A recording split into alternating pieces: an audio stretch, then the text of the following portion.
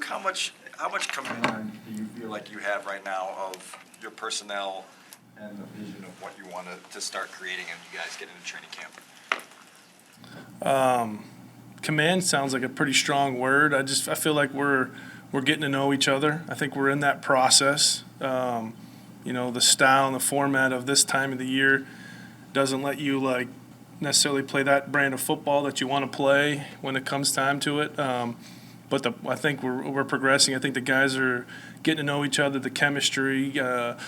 Anything from the new guys up front, learning the cadences and getting off the ball, and the guys in the pass game, feeling comfortable with the timing and rhythm and all that stuff. So I think we're definitely progressing, and we got today and next week to kind of finish that up and get us so that we can hit this thing running when we get there here at the end of July. Was that kind of your checklist for the OTA minicamp phase? What qualifies as the bullseye for you? Yeah, for sure. You want to get better fundamentally. That's the most important thing, and then get that chemistry and make sure that your football IQ is where it needs to be, so that when we hit this thing in July, we're not talking about something that takes us a step back. Is there something that you want to see, or what do you want to see Justin do between now and 8 days from now when everything breaks? There's nothing in particular. It's just that same growth. You know what I mean? It has to be continued growth. Maybe that's a better way to say it. And the command of everything that we're doing, the way that he's calling plays, the way that he's commanding guys, the way that we're throwing routes on air and having communication with his expectation of where they should be, when they're supposed to be there, all that stuff. We want to just keep continuing to grow together and get this thing, primed and ready to roll, so that July we're hitting it running. Is that command and that leadership, is that a new step? Does it come with more confidence this year for him? It's not a new step, but it's a different level of that continued growth, right? He's got to take it. He's got every opportunity we get, we got to ramp it up, and I think we all see that out there from him. And I think for him, it's always been an obvious thing. He works as hard as anybody that's out there, so the work ethic leads the example. And I think since we've all been together over a year now, I think that his command and the communication part has continued to get better and better. Are you hoping his rushing numbers come down this year? I just hope we win games, whatever it takes to win games. I'm not really interested in whatever way that looks, other than we have a particular play style that we expect and demand. We've heard at this point in the year you guys have a reps chart, not a depth chart. With the running back room in particular, what does a running back need to do, or what do you need to see for that pecking order to kind of evolve as the summer goes on? Yeah, like I'm saying, this is the time of the year for that position. It's hard, so they're just all getting to learn what they're supposed to do, and then that way when we put pads on, sometime in August, that we're able to, it'll all iron itself out. That's just kind of typically how it goes. And as long as the guys feel really good about their responsibilities in all three phases, right, run game, pass game, and protection game, that's the most important thing we can get done right now. Make sure their brains are ready to roll. Luke, both Justin and Matt said that Chase seems different, like he's more confident now that he's after a long season. What have you seen from him that's different now than when he left the building in December? Yeah, I think comfortability within the building, whether that's being around the head coach, being around us on the offensive staff, his teammates, and then most importantly, right, Justin. I think that relationship is always the most important, right? The quarterback-receiver relationship. So I think all of that's improving, and in as far as his knowledge of what's going on around it, that's improving, because we demand a lot of that position, as we've talked about here plenty of times. So that's a big part of what we do with that role, and so it's been good to see him be able to take a step there. When you look back, how did Cole Kmet make an impact in your offense and your scheme last year? I'm sorry, can you say that one more time? When you look back to last season, how did Cole Kmet fit and make an impact for your scheme? A ton of ways. That's kind of the cool thing about him, right? Is the flexibility he gives you, right? The ability to play in the run game. The ability to stretch somebody down the field vertically, so we're excited about what he brings, and I think the other part of him too, is just his experiences now that he brings, the communication that we have, the toughness that he brings. I think all that stuff is a really cool opportunity for him to step up and be a big leader for us. Hey, Luke, has Justin been more vocal about wanting to pass more? It's because he's been pretty clear that he wants it.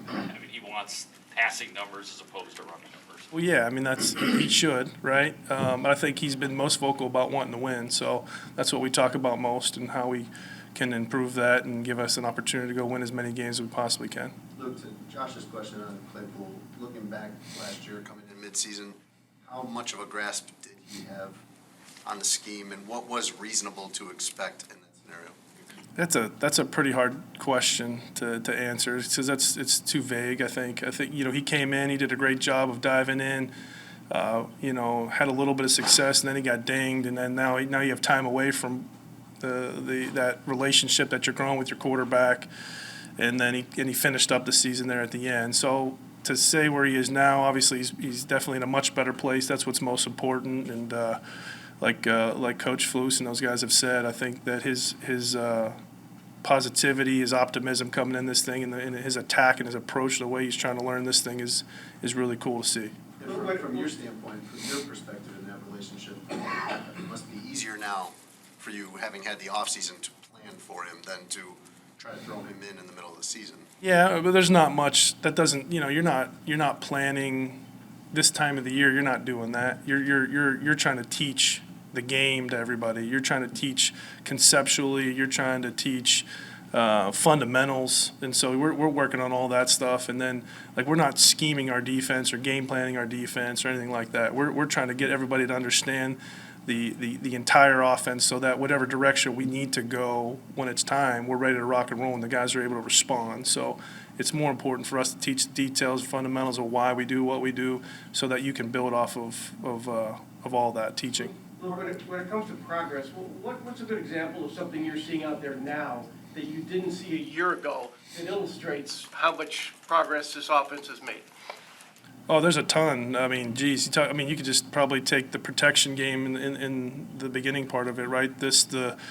How quickly the guys are adjusting, because the defense is giving us looks that we're not preparing for, right? So usually go into game and you're preparing for particular fronts, particular pressures, particular whatever, and so we're just trying to play by our rules, and we're trying to learn the reason whys and then react the way that we need to accordingly. And so those guys, seeing how quickly they're responding from where they were last year has been really good. And then just the way that our meetings go, right? If you talk about just the conversations that we have in the meetings, as opposed to talking about, why this concept's named what it is, we're talking about the details of and diving deeper into what it is.